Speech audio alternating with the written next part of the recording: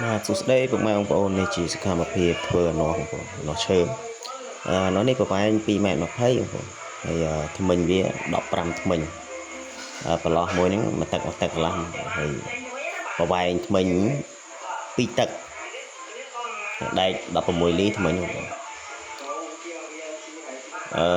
នេះធ្វើបាន80% 90%យើងនៅតែដាក់ព្រាត់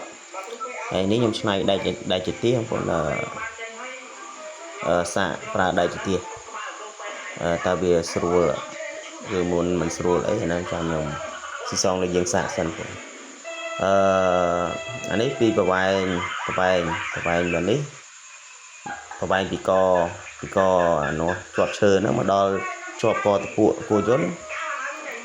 វា75 សង់ទីម៉ែត្រហើយអានេះខ្ញុំប្រើឡតគោយន្តបងប្អូនឡតតពួកគោយន្តអានេះយើងប្រើជាទៀងព្រោះដោយសារ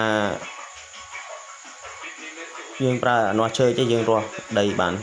ស្អាតល្អបងប្អូននេះកន្លែងនេះខ្ញុំពោះខ្ញុំកាត់ចោលពីទឹកទៀតដោយសារកន្លែងនេះវាវែង95អញ្ចឹងខ្ញុំកាត់ចោលពីទឹកអសល់តែ95ទេតិចទៀតដល់កន្លែងខ្ញុំចាប់ជាប់គោយន្តបងជឿខ្ញុំបំពាក់អង្គគោយន្តទៅវាមកល្មមចឹងបានពុតថ្មិញពុតអីទេចឹងណា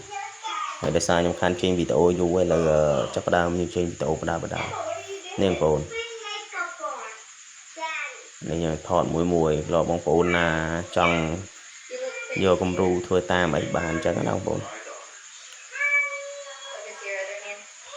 យើងធ្វើនេះបងប្អូនកន្លែងក៏ពេលដែលយើងធ្វើរួចរាល់វាចេញជារាងចែ